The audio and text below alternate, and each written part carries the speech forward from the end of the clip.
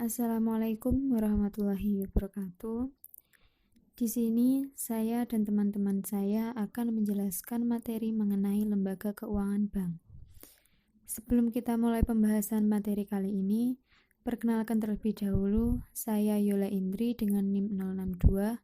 Kemudian ada teman-teman saya, Agustia Husniatu dengan NIM 085 dan ada Dwi Novitasari dengan NIM 094.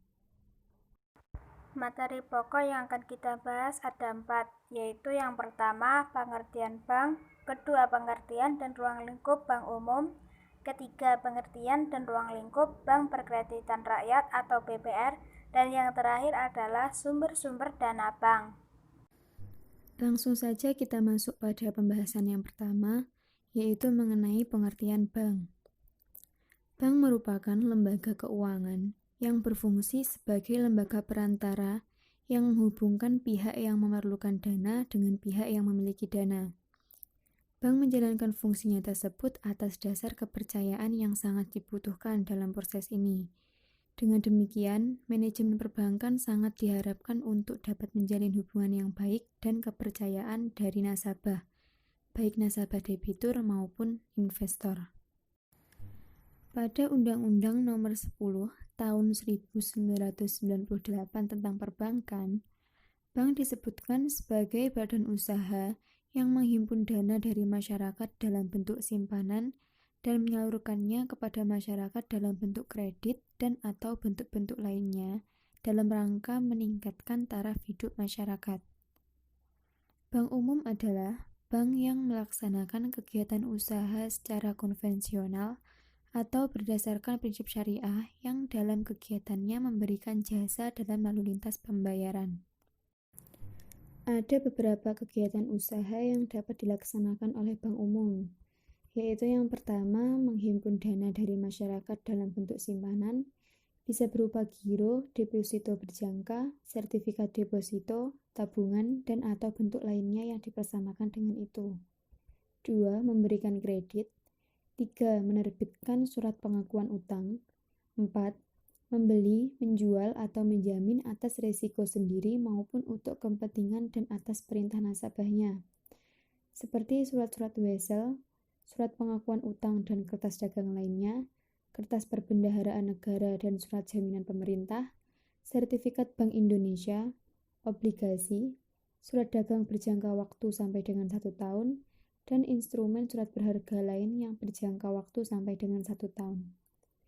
Selanjutnya, kegiatan usaha yang kelima, yaitu memindahkan uang, baik untuk kepentingan sendiri maupun untuk kepentingan nasabah. 6.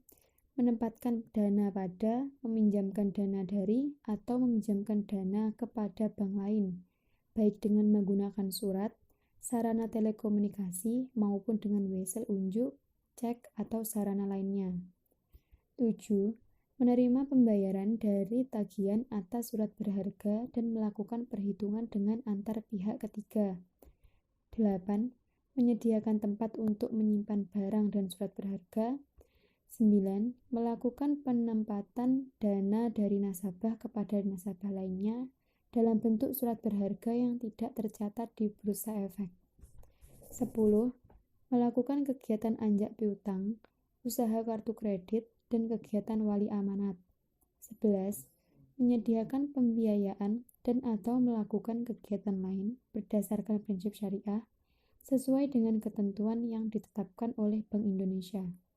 Dan yang ke-12, melakukan kegiatan lain yang lazim dilakukan oleh bank sepanjang tidak bertentangan dengan undang-undang ini dan peraturan perundang-undangan yang berlaku. Baik, saya di sini akan sedikit menjelaskan tentang pengertian dan ruang lingkup Bank Pengkreditan Rakyat atau BPR. Bank Pengkreditan Rakyat adalah lembaga keuangan bank yang menerima simpanan hanya dalam bentuk deposito berjangka, tabungan, dan atau bentuk lainnya yang dipersamakan dan menyalurkan dana sebagai usaha BPR. Adapun ruang lingkup Bank Pengkreditan Rakyat yaitu yang pertama, melakukan penghimpunan dana dari masyarakat dalam bentuk simpanan berupa deposito berjangka dan tabungan. Yang kedua yaitu pemberian kredit.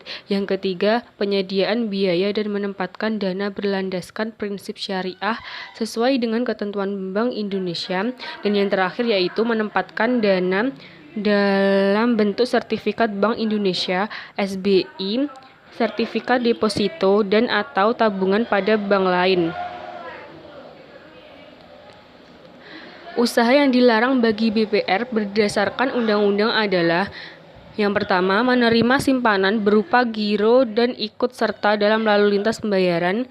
Yang kedua, melakukan kegiatan dalam usaha bentuk valuta asing. Yang ketiga, yaitu melakukan penyertaan modal. Yang keempat, melakukan usaha perasuransian.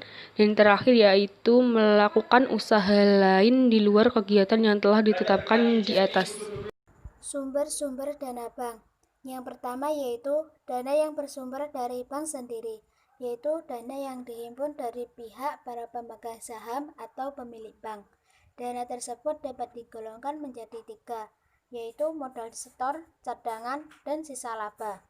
Modal disetor merupakan dana awal yang disetorkan oleh pemilik pada saat awal bank didirikan.